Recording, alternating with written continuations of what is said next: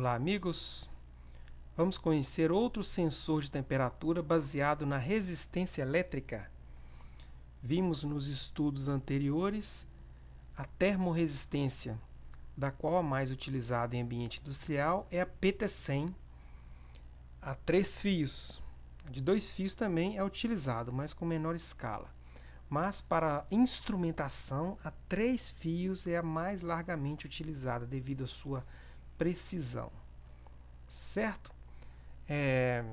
Vamos conhecer hoje o termistor. São sensores compactos, fabricados com materiais semicondutores como óxido de magnésio, cobalto, silício e germânio. Vejam que eles são bem pequenos, esses aqui encapsulados semelhantes a um capacitor cerâmico para serem soldados em placa eletrônica, para medir ali a temperatura do equipamento. E temos várias formas construtivas e várias formas de encapsulamento, e de tamanhos também. Esse aqui, por exemplo, é utilizado em ar-condicionado split residencial.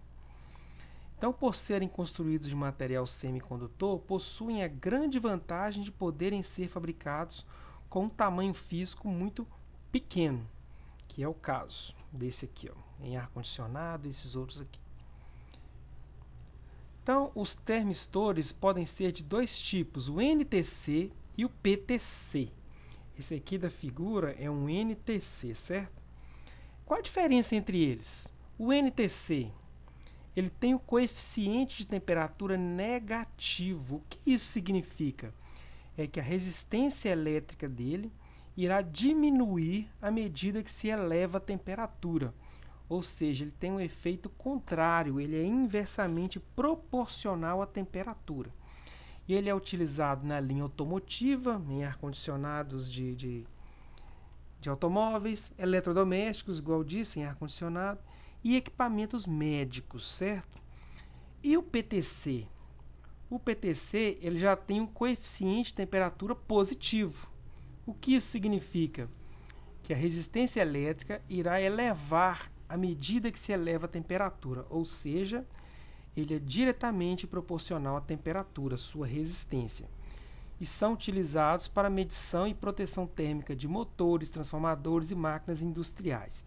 Então, o PTC ele é montado dentro de motores elétricos para medir a temperatura interna desses motores, certo? Para que tenha um controle online da temperatura desses motores, controle em tempo real.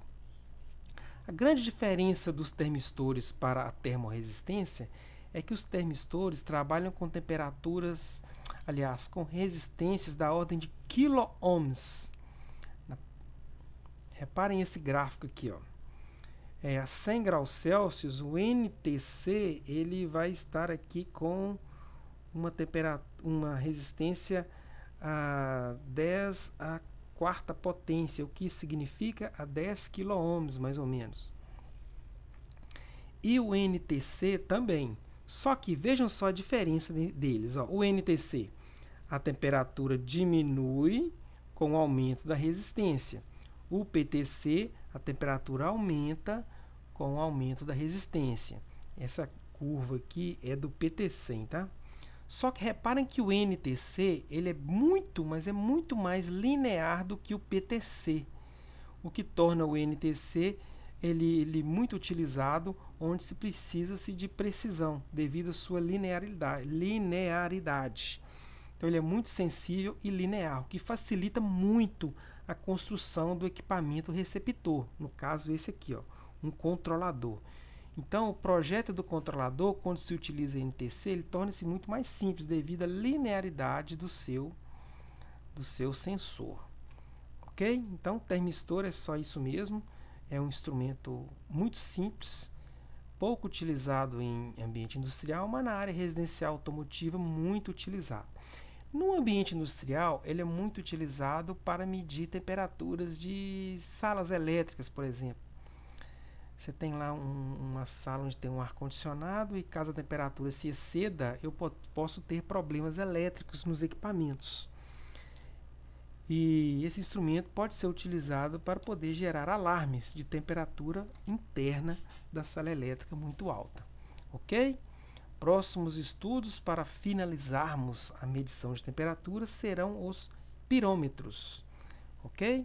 Aulinha curta a de hoje. Até mais.